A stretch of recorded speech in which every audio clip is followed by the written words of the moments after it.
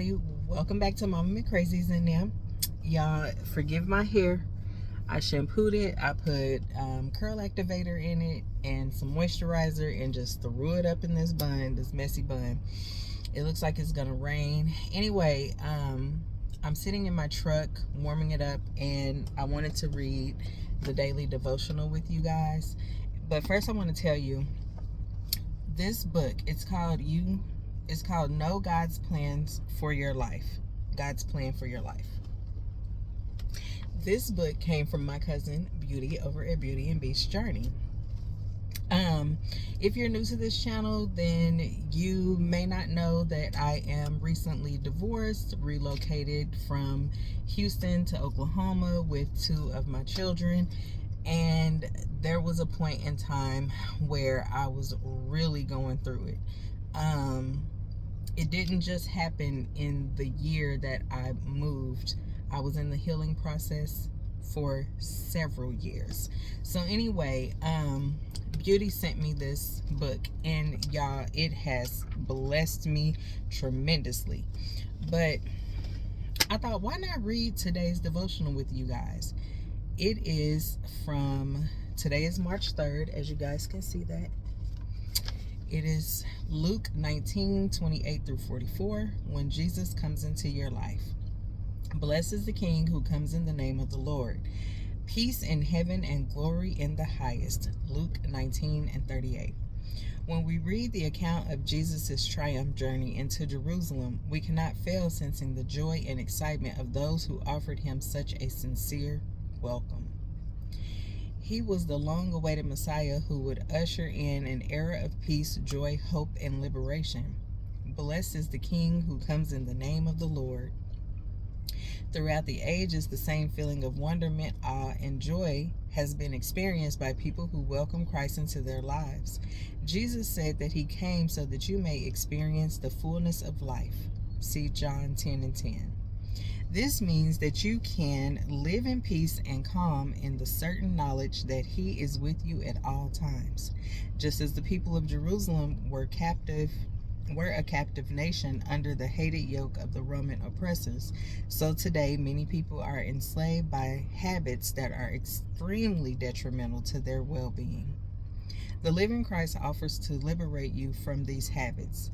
Similarly, there are many people seeking love, grace, and compassion in a world that can be very cruel at times. This is exactly what Jesus still offers today to those who accept him as their Redeemer and Savior. Welcome the Master into your life with the same joy as the people of Jerusalem did, and experience the joy that Christ brings. Redeemer and friend, in love and compassion, you came to claim my heart and soul. I sing a hymn of praise to your glory, because by your grace you raised me from sin and shame, that I may be your joyful child. Joyfulness is the unmistakable sign of the presence of God in our lives. Y'all, that was beautiful, and it was very fitting, because this world is so full of darkness, and people are so oppressed and in a negative headspace and don't even realize it. Everybody is glorifying being petty. Everybody is glorifying selfishness. Everybody is, I don't know, I won't say everybody, but it's very few people in this world today that are genuinely loving, genuinely concerned about other people, and want to see other people win. I realize it's not all about me. It's not. And winning is not just about here on this earth. I want to win by making it into heaven. They say you can tell by the fruit. So if you're going around putting people down, hating everybody, being bitter and mean and just hateful, what kind of fruit are you producing? We have to learn to start loving each other and helping each other heal. and not taking each other for granted or taking advantage of one another. We have to understand that people may come to us in a time of need and then grow and blossom. And we should be very proud that they were able to grow and blossom, and that we did what we were supposed to do to help them get there. I want to tell you, I saw 2 videos a while back, and it let me know that there's 2 different types of people in this world. So there was a man who found an injured deer, I believe it was, and he took the deer and he nursed it back to health. And then once the deer was ready to go, he released the deer back to the wild. The deer ran off into the woods, so happy and joyful, and I'm pretty sure ran to all of his dear family and friends to say, hey, there was this man who took me in and he nursed me and got me back to health. I was left for dead.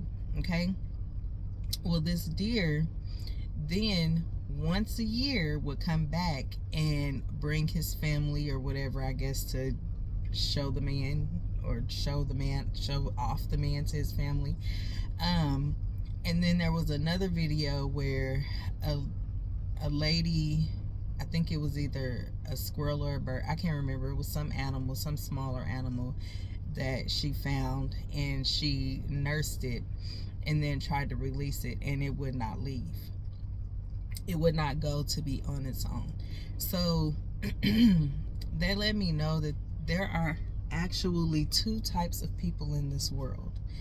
There are the ones who, they love and appreciate you, but they're able to go off and produce other acts based off of what you have taught them and what they have learned from you, but they will periodically check back in to let you know that they love you, they care about you, they appreciate you, they see you, they haven't forgotten you, you know, that type of thing.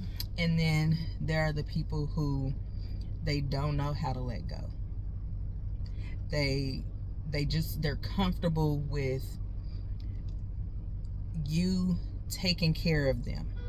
They're comfortable, and they just don't want to move on with life. And I don't think either is necessarily a negative, but I think it's important for us to understand that what we are supposed to do is to invest and teach and help people grow, and then let them go so that they can then go and pour that into someone else.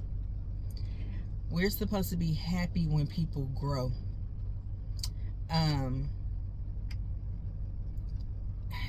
Many times in my life, I have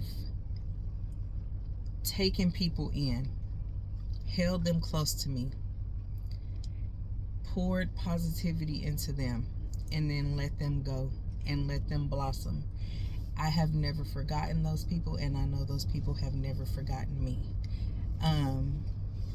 We have to recognize the real from the fake as well, because there are some who, they see what you're doing and they just want to use you and take you for granted and just drain you dry. But that's what Jesus wants us to do. He wants us to produce fruit.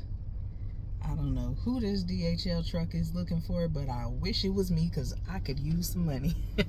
Anyway, I love you guys. I hope this video has uplifted you, made you think about some things, and helped you turn your life over to Christ. Until next time, be blessed. Bye-bye.